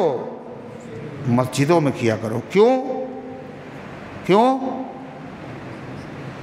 اس لیے کہ مسجد کیا ہے؟ دنیا کے تمام حصوں میں سب سے بہترین حصہ مسجدیں ہیں، اور دنیا کے تمام خطوں میں سب سے بدترین جگہ بازار مارکیٹ ہے۔ نکاح میں کیا چاہتے ہو؟ برکت ہو یا نحوست؟ کیا چاہتے ہو؟ تو برکت والی جگہ نکاح کرو، ہو جائے گا ہر جگہ نکاح، لیکن مسجد میں اگر کرو گے تو اس کی برکت الگ ہوگی۔ اگر آپ کھچڑی کھائیں گے تو آپ کا پیٹ نہیں بھرے گا، اور بریانی کھائیں گے تو پیٹ بھرے گا، بھر جائے گا کھچڑی سے بھی، مگر بریانی کے اوپر لوگ کیوں ٹوٹتے ہیں؟ وہ اچھی غذا ہے۔ نکاح ہر جگہ ہو جائے گا۔ حضور نے کہا وَجْعَلُوهَا فِي الْمَسَاجِدِ۔ دوسرے، مسجد میں جب نکاح ہوگا تو جو نمازی ہیں وہ تو مسجد میں شریک ہوں گے ہی، جو باراتی آپ کے ہیں وہ تو آئیں گے ہی، اور مسجد میں اگر نکاح ہوگا تو ٹائم سے ہوگا، ورنہ لکھا ہوگا کارڈ کے اوپر 8 بجے اور نکاح ہوگا 10 بجے۔ مسجد میں نماز کے ساتھ نکاح ہو رہا ہے، نماز وقت پر ہوگی، اس کے فوراً بعد نکاح ہوگا۔ باراتی بھی آئے، عبادت ہے، عبادت میں کوئی ضروری تھوڑی جس کو ہم بلائیں وہی آئے۔ مسجد میں جتنے نمازی ہیں سب نکاح میں شریک، سب کو ثواب ملے گا۔ اور نمازیوں میں کچھ نمازی ایسے ہیں جو ہمیں دکھ رہے ہیں، اور اس مسجد میں کچھ ایسے بھی نمازی ہیں جو ہمیں نظر نہیں آ رہے، ان میں جن بھی ہیں، ان میں فرشتے بھی ہیں، نمازوں میں ہوتے نہیں ہوتے۔ اللہ کے نبی علیہ السلام نے فرمایا اذا قال الامام ولا الضالین فقولوا آمین، جب امام ولا الضالین کہا کرے تو تم کیا کہو گے؟ آمین۔ پھر آپ نے کہا من وافق تامینہ تامین الملائکہ غفر لہ ما تقدم من ذنبہ، جس کی آمین فرشتوں کی آمین کے ساتھ ہو جائے گی تو اس کے گناہ معاف ہو جائیں گے۔ فرشتوں کی آمین کے ساتھ کیسے ہوگی؟ اس کا مطلب فرشتے بھی آمین کہتے ہیں، نماز میں فرشتے شامل ہوتے ہیں، وہ بھی آمین کہتے ہیں۔ ان فرشتوں کی آمین کے موافق آمین ہوگی کیسے؟ اس لیے کہ فرشتے جتنے بھی آمین کہتے ہیں مسجدوں میں وہ بہت زور سے کہتے ہیں آمین۔ ہے سنی نا؟ ارے سنی آواز، فرشتوں کی آواز سنی آمین کی؟ وہ تو دھیرے سے کہتے ہیں، اور آپ اذان کہہ رہے ہیں آمین کہنے میں۔ سوچیے آمین کیسے ہونا چاہیے؟ زور سے ہونا چاہیے دھیرے سے، فرشتوں کی طرح۔ تو اس نکاح میں مسجد میں ہو رہا ہے، فرشتے شریک، نیک جن شریک، نمازی شریک، باراتی شریک، برکتیں ہوں گی نہیں ہوں گی؟ تو اللہ تبارک و تعالیٰ نے کیا فرمایا؟ فرمایا کہ وَأَمْطَرْنَا عَلَيْهَا حِجَارَةً مِّن سِجِّيلٍ مَّنضُودٍ، ہم نے ان پر برسائے پتھر، اور پتھر بھی کاہے کے تھے؟ کنکر کے۔ اور کیسے پتھر گرے؟ تہبتے، مسلسل لگاتار بارش جیسے ہوتی ہے ایسے گرے۔ اور وہ پتھر کیسے تھے؟ مُصَوَّمَةً عِندَ رَبِّكَ، ان پر نشان لگے ہوئے تھے آپ کے پروردگار کی طرف سے۔ جس پتھر سے جس مجرم کو ہلاک ہونا تھا اس کا نام اللہ کی طرف سے پتھر پہ لکھا ہوا تھا، ایک پتھر پڑا اور ختم۔ یہ عذاب کس پر آیا؟ قوم لوط۔ قوم عاد پہ عذاب آیا، قوم سمود پر عذاب آیا، قوم موسیٰ پہ عذاب آیا، قوم فرعون پہ عذاب آیا۔ جتنی قوموں پر عذاب آیا ہے وہ صرف کیوں آیا؟ نبیوں کی مخالفت کی، انہوں نے کفر کیا، بت پرستی کی، اس لیے عذاب آیا۔ دو قومیں ایسی ہیں جن پر عذاب کیوں آیا؟ کفر کی وجہ سے بھی آیا اور برے عمل کی وجہ سے بھی آیا۔ کئی قومیں ہیں وہ؟ کتنی قومیں ہیں؟ دو صرف۔ عذاب تو بہت سی قوموں پہ آیا، مگر جس قوم پر عذاب آیا کفر کی وجہ سے آیا، نبیوں کی مخالفت کی وجہ سے آیا۔ دو قومیں ایسی ہیں جن پر عذاب کفر کی وجہ سے بھی آیا اور برے عمل کی وجہ سے بھی آیا۔ وہ قومیں کہے ہیں دو۔ کون کون سی؟ ایک قوم لوط، ایک قوم شعیب۔ ایک قوم لوط، ایک قوم شعیب۔ بت پرستی کے علاوہ یہ غلط کام کون سا کرتے تھے؟ قوم لوط کا عمل کیا تھا کہ مرد آدمی مردوں سے اپنا منہ کالا کرتا تھا، مرد مردوں سے منہ کالا کرتے تھے، یہ برا عمل تھا۔ اور قوم شعیب کا برا عمل کیا تھا؟ بت پرست بھی تھے اور ساتھ ساتھ کم ناپتے تھے، کم تولتے تھے، ڈنڈی مارتے تھے، حقوق پامال کرتے تھے۔ اس سے کیا پتہ چلا؟ دنیا میں جرائم تو بہت ہیں، گناہ تو بہت ہیں، مگر دو گناہ سب سے سخت گناہ ہیں۔ کون کون؟ ایک مرد کا مرد سے اپنی خواہش کو پورا کرنا، اور دوسرے کم ناپنا اور کم تولنا، کسی کا حق مارنا۔ اس لیے ان کا عذاب بھی سخت ہے، ان کا عذاب بھی سخت ہے۔ حدیث میں آتا ہے کہ قوم لوط پر جو اللہ کا عذاب آیا تھا، میری امت میں بھی کچھ لوگ یہی کام کریں گے، مرد مردوں سے اپنی خواہش پوری کرنے کی کوشش کریں گے، تو ان پر بھی قوم لوط جیسا عذاب آئے گا۔ اللہ سے ڈرو، اللہ سب کی حفاظت فرمائے۔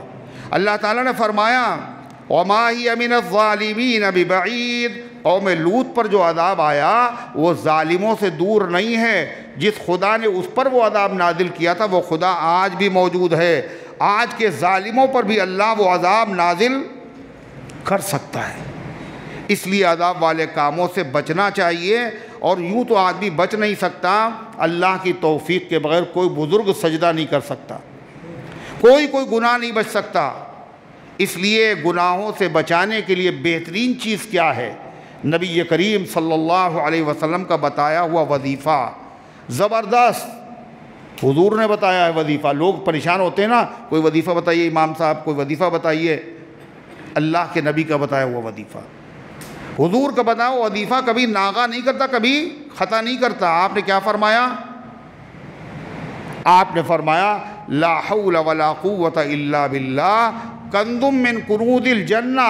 لا حول ولا قوت الا باللہ جنت کے خزانوں میں سے خزانہ ہے۔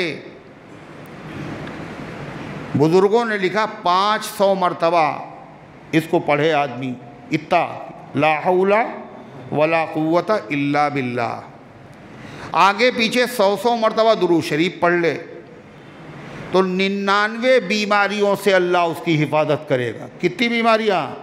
99۔ سب سے کم درجے کی بیماری کیا ہے؟ ٹینشن۔ یہ بیماری آج کل سب کو کھائی جا رہی ہے۔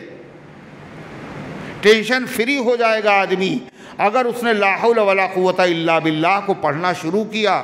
99 بیماریوں کا علاج، اور اللہ تبارک و تعالیٰ اس کی برکت سے کاروبار میں بھی ترقی عطا فرمائے گا۔ پروموشن نہیں ہو رہا، پروموشن ہو جائے گا، نوکری لگ جائے گی، کاروبار میں برکت ہوگی۔ یہ وظیفہ بتا اللہ کے نبی کا پورے یقین کے ساتھ پڑھے۔ حضور پاک علیہ السلام سے ایک صحابی نے آ کے عرض کیا میرے بیٹے کو کافروں نے گرفتار کر لیا اور ماں کی حالت بڑی خراب ہے۔ آپ نے فرمایا صبر کرو، اور اس سے کہلوا دو پڑھے لا حول ولا قوت الا باللہ، اور ماں سے بھی کہو پڑھے لا حول ولا قوت الا باللہ۔ کتنے بے گناہ جیلوں میں قید ہیں، ان کی رہائی کی سبیل کیا ہے؟ مقدمے بھی چل رہے ہیں، یہ بھی چل رہا ہے، مگر پتہ ہے چلا بے گناہوں کی رہائی کے لیے بہترین وظیفہ کیا ہے؟ کون سا ہے؟ لا حول ولا قوت الا باللہ۔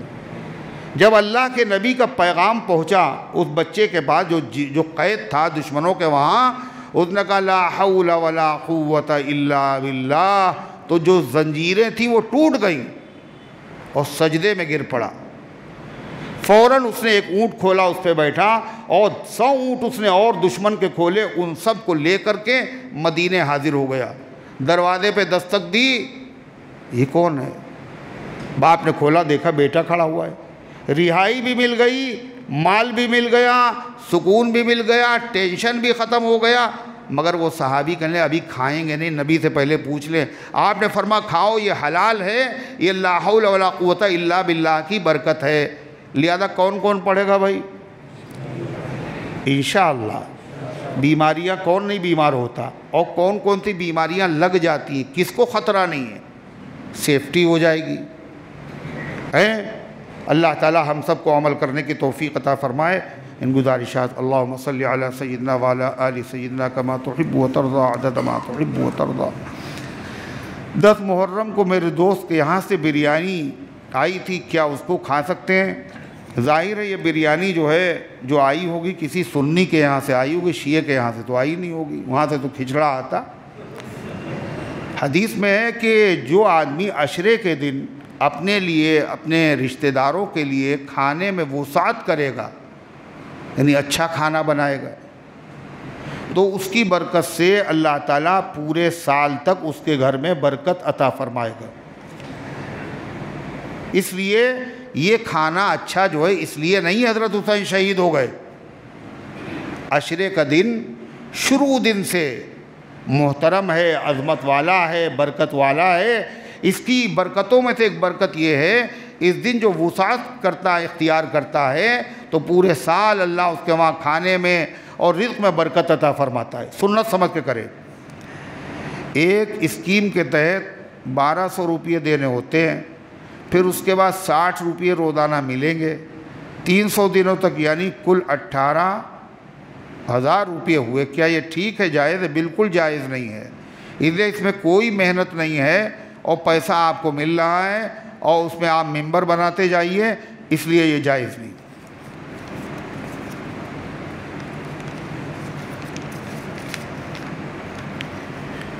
فلسطین کی ایران مدد کر رہا ہے، کیا وہ اپنے فائدے کے لیے کر رہا ہے؟ لوگوں کے منہ سے سنا ہے کہ آپ اس پر بتا دیجئے۔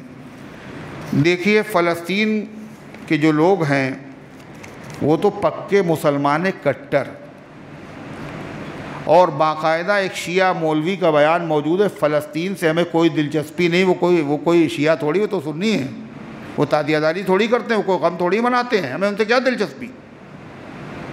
تو اس سے اندازہ لگائیں جو کام بھی وہ لوگ کرتے ہیں، ایرانی یا لبنانی، یہ سب اپنے سیاسی مفاد کے لیے کرتے ہیں، جو ان کا سیاسی فائدہ ہو، ان کو ان سے کوئی دلچسپی نہیں ہے، بلکہ بہت ممکن ہے اندر سے وہ جڑیں ان کی کاٹ رہے ہوں۔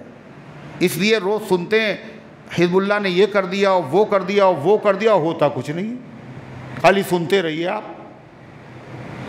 اللہ سے دعا کیجئے اللہ تعالیٰ ان سب کی مدد فرمائے۔ اللہم صلی علی سیدنا وعلی آل سیدنا کما تحب و ترضی عدد ما تحب۔ اللہم انت السلام و منک السلام تبارکت یا ذا الجلال والاکرام۔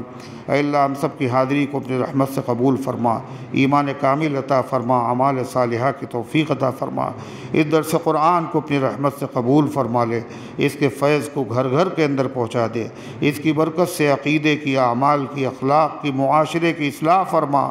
اے اللہ اس کو ہم سب کی نجات اور مغفرت کا ذریعہ بنا دے۔ اے اللہ جہاں کئی تیرے بندے پریشان حال غیب سے ان کی مدد فرما، خاص طور سے فلسطین کے مظلوم مسلمانوں کی مدد فرما، مسجد اقصیٰ کی حفاظت فرما، حرمین شریفین کی حفاظت فرما، دنیا کی تمام مسجدوں کی، مدرسوں کی، اسلامی مرکزوں کی حفاظت فرما، ہمارے وہ تمام اکابر جو دنیا سے جا چکے ان کی مغفرت فرما۔ مفتی محمد شکیل صاحب سیتا پوری جو دارالعلوم دیوبند کے پہلے استاد سے، بڑے عالموں میں سے تھے، طویل علالت کے بعد آج ان کا انتقال ہوا۔ اللہ تعالیٰ مفتی صاحب مفتی شکیل مرحوم کی مغفرت فرما اور امت کے تمام مرحومین کی مغفرت فرما، اور اے اللہ ہمارے جتنے اکابر ہیں، بزرگ ہیں، دین کی خدمت میں مصروف ہیں، اے اللہ ان سب کی عمروں میں برکت عطا فرما۔ اے اللہ ہم سب کو دین کی خدمت کے لیے قبول فرما لے، اور دین کی خدمت کرنے والوں کی خدمت کے لیے قبول فرما لے۔ جو بیمار ہیں شفا عطا فرما، جو حاجت مند ہیں ان کی حاجتوں کو پورا فرما۔ اے اللہ جو دنیا سے جا چکے ان سب کو معاف فرما۔ جنہوں نے دعاؤں کے لیے کہا یا لکھا یا ان کا ہم پر حق ہے یا وہ امید رکھتے ہیں، ان سب کے نیک مقاصد میں کامیابی نصیب فرما۔ اے اللہ فلسطین پر جو ظالم یہودی اور عیسائی اور باطل طاقتیں حملہ آور ہیں، اے اللہ ان ظالموں کو عبرتناک سزا عطا فرما، اور اے اللہ اپنے ان بندوں کے حال پر رحم فرما۔ اے اللہ ہمارے ملک کی فرقہ پرستی سے حفاظت فرما، ہم سب کو اسلام پر زندہ رکھ، ایمان پر موت دے، ایمان والوں کے ساتھ حشر فرما۔ آمین یا رب العالمین، وصلی اللہ